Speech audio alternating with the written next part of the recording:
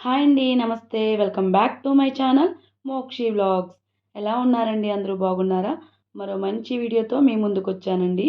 అదే mushroom pakodi. Chicken పకోడీకి ఏమాత్రం తీసిపోకుండా ఉంటుందండి ఈ మష్రూమ్ పకోడీ. చాలా సింపుల్‌గా ప్రిపేర్ చేసుకోవచ్చు.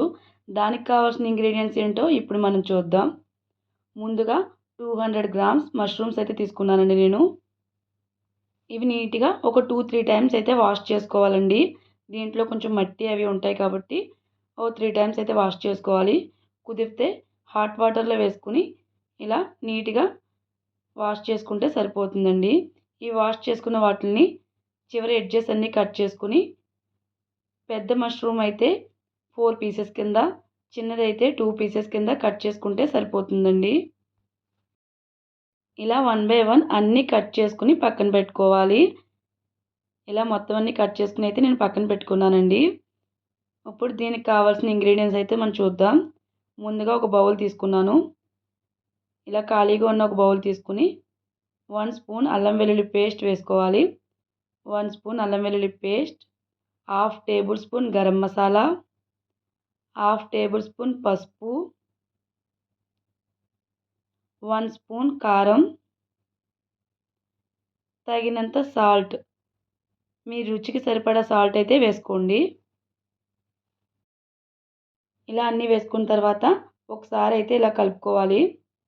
ఇవన్నీ ఒకసారి ఇలా కలుపుకొని ఇప్పుడు శనగపిండి అయితే వేసుకోవాలండి.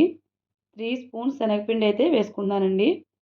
3 స్పూన్స్ శనగపిండి, 1 స్పూన్ రైస్ ఫ్లోర్, బియ్యపు పిండి అండి, 1 స్పూన్ కార్న్ ఫ్లోర్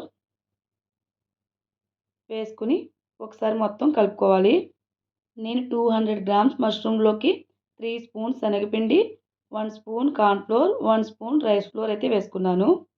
అన్నీ ఒకసారి ఇలా కలుపుకొని మనం కట్ చేసి పక్కన పెట్టుకున్న మష్రూమ్స్ అన్నీ ఇలా వేసుకోవాలి.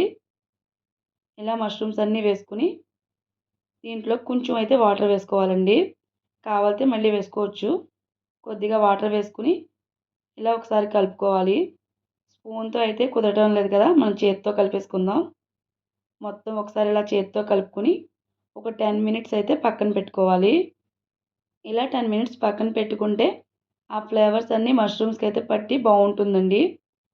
ఇప్పుడు నేను చూపించే ఈ ఇంగ్రీడియంట్స్ మనం లాస్ట్లో అయితే యూజ్ చేస్తామండి. కొద్దిగా జీడిపప్పు, కొద్దిగా కరివేపాకు, 4 పచ్చిమిర్చి ఇలా మధ్యలో చీరుకుని పక్కన పెట్టుకోవాలి. ఇవైతే లాస్ట్లో యూజ్ చేద్దాం. ముందుగా స్టవ్ ఆన్ చేసి ఒక పాన్ పెట్టుకుని డీప్ ఫ్రైకి సరిపడా ఆయిల్ వేసుకోవాలి. ఆయిల్ హీట్ ఎక్కిన తర్వాత పకోడీ ఎలా వేసుకుంటామో అలా 1 బై 1 వేసుకోవడమే. ఇలా అన్నీ 1 బై 1 వేసుకుని వేగనివ్వాలి. మంట అయితే మీడియం ఫ్లేమ్లో పెట్టుకుంటే సరిపోతుందండి. హై ఫ్లేమ్లో పెట్టుకుంటే మాడిపోతాయి. ఇలా కొంచెం కలర్ చేంజ్ అయిన తర్వాత ఒకసారి అన్నీ ఇలా కలుపుకోవాలి. ఈ కలర్లో వచ్చిన తర్వాత అన్నీ ఒక బౌల్లోకి తీసుకోవడమే. ఇలా అన్నీ ఒక బౌల్లోకి తీసుకుని పక్కన పెట్టుకోవాలి. ఇంకా ఉంటే సెకండ్ బ్యాచ్ కింద అవి కూడా వేసుకుని ఇలా వేపుకోవడమేనండి. ఇప్పుడు లాస్ట్లో ఇలా కొంచెం పిండి అయితే మిగులుతుంది కదా, ఇప్పుడు ఈ పిండిలో మనం పక్కన పెట్టుకున్న జీడిపప్పు, కరివేపాకు, పచ్చిమిర్చి ఈ 3 వేసుకుని ఇలా కలుపుకోవాలి.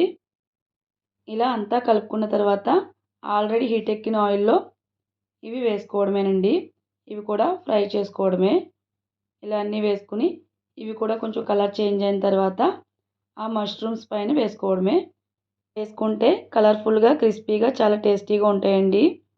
అంతేనండి, మష్రూమ్ పకోడీ అయితే రెడీ అయిపోయింది. మీరు కూడా ఇలా ట్రై చేసి ఎలా ఉంది అనేది కామెంట్ చేయండి. మీరు కనుక నా ఛానల్ ఇదే ఫస్ట్ టైం కనుక చూసినట్లయితే ప్లీజ్ లైక్ చేయండి, షేర్ చేయండి, సబ్స్క్రైబ్ చేసుకోండి. మరో మంచి వీడియోతో మీ ముందుంటా. Bye friends.